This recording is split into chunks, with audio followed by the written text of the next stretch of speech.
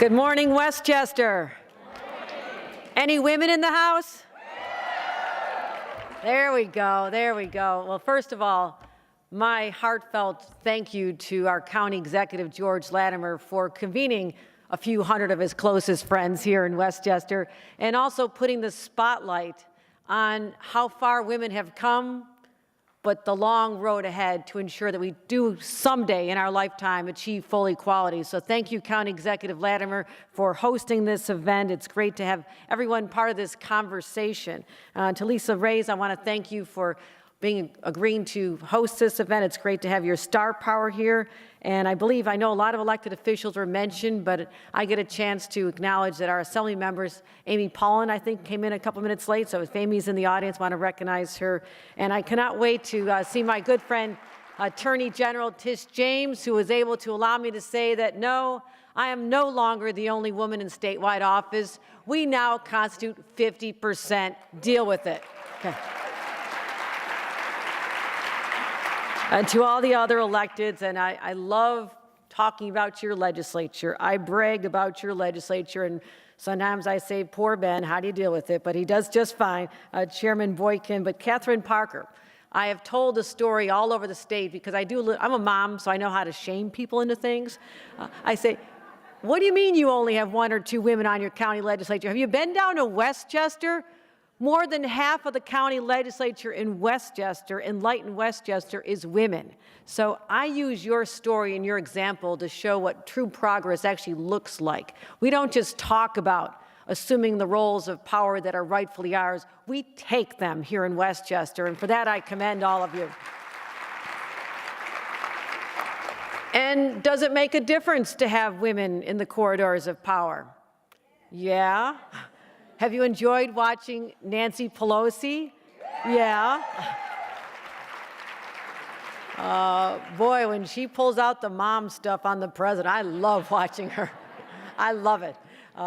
Also, one of the greatest joys in my tenure in political life was in early January, as the president of the New York State Senate, to have the gavel in my hand and call on and say the 5 words I've been dying to say. Majority Leader Andrea Stewart-Cousins.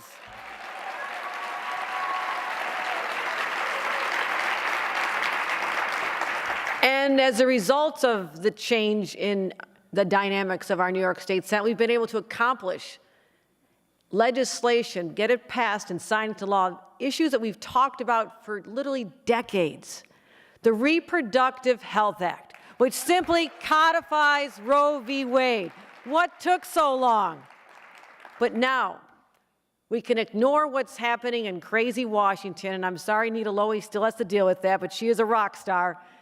I spent some time in Congress, and to see now how our federal government has been hijacked by a lot of people who do not have the best interests of women at heart, and that's the most diplomatic way I can say this.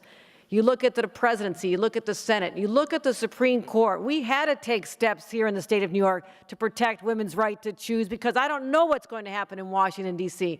So Governor Cuomo and I signed into law with Andrea Stewart-Cousins and Carl Heastie legislation that enshrines those rights, something that we took for granted most of our life. We never thought we'd have to worry about Roe v. Wade or contraception coverage, right? It's a whole new day. We have to stand up and fight for our rights. We were able to get that through. So many other pieces of legislation that never saw the light of day because they were jammed up, and now we have a whole new day. But during Women's History Month, and I chair the Women's Suffrage Centennial Commission, I know it's International Women's Day, but I get a chance to brag about the fact that nowhere in the United States of America can they lay claim to being the birthplace of the women's rights movement. It started right here in your home state, and that deserves a round of applause. 1848. And if you've not been to Seneca Falls, you need to take a road trip. And you need to go there and stand and read the words of the Declaration of Sentiments that were written by brave, audacious women and the enlightened men who stood with them in their time. And those words are inscribed on a wall, a stone wall outside. And you could feel the anger dripping from every word of women who had just about had it. They were fed up with their lot in life, being treated as property of men and having no rights, including not having the right to vote. Well, it took them almost another 70 years to change that here in the state of New York. And next year, in 2020, we'll celebrate that the United States allowed women the right to vote 100 years ago. And a lot of people thought we were done. Yeah, that's good news. They thought we were done, though. That meant women's equality. Anybody think that that right to vote meant full equality for women back then?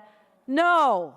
We still have a long way to go. And in fact, in 1923, Alice Paul, who was distantly related to my good friend Carolyn Maloney, who was my roommate in Congress, she had the crazy idea of saying that we should enshrine in our Constitution an equal rights amendment that protects women.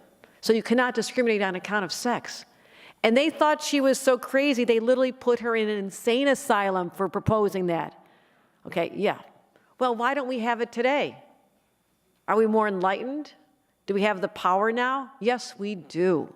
Yes, we do. And just 2 weeks ago, we launched the governor's justice agenda, which is chock full of issues that still affect women and are barriers to their advancement in their personal lives and in their careers. Pay disparity, the lack of child care.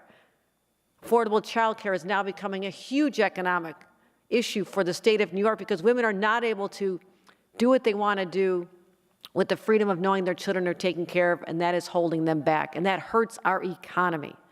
But the Equal Rights Amendment, we propose this, and I'm proposing a new era ERA that addresses the fact that we still do not have full equality for women today. Women are not free from sexual harassment in the workplace still in 2019, despite the success of the Me Too movement. We still are not paid equally as men. In fact, in April, we have Women Pay Day for white women, because that's how much longer they have to work than white men. Compared to the end of December, they have to work all the way till April to earn the same as men. If you're a woman of color, I'm sorry, you are waiting until August. That's how much more women have to work to earn the same as men. That is injustice. And that is why I feel more empowered than ever before to know that we have more women in elective office, more people won't finally understand that we have to stand up and protect ourselves. And that's what we've been doing for the entire history of New York State. We take to the streets, we march, we shout. And today, we are using social media as a powerful tool to advocate for change. And that is the legacy I feel that has been passed on to us as the torchbearers of a movement that started in our state, 1848, and continued. But until we can look into the eyes of our daughters and say, you will have the same future that's available to your brother, then we are not finished with our business. So continue the conversation here. Push ourselves hard, because we only have a finite time on this planet to make a difference. And hearken the voices of those brave and audacious women who are so far ahead of their time, but they never gave up. They never gave up. We are part of that DNA. That's who we are as New York State women. That is what we should be talking about today and pushing forward until we can finally say at the end of our days, we made a difference. We changed the trajectory of women's lives in the state of New York, just like those brave suffragettes and the women who proposed the ERA and all the foremothers who came before us. So I just put all that on your shoulders. Are you up for it now? Okay. I'm fired up. Let's do it. Let's get it done. Thank you very much.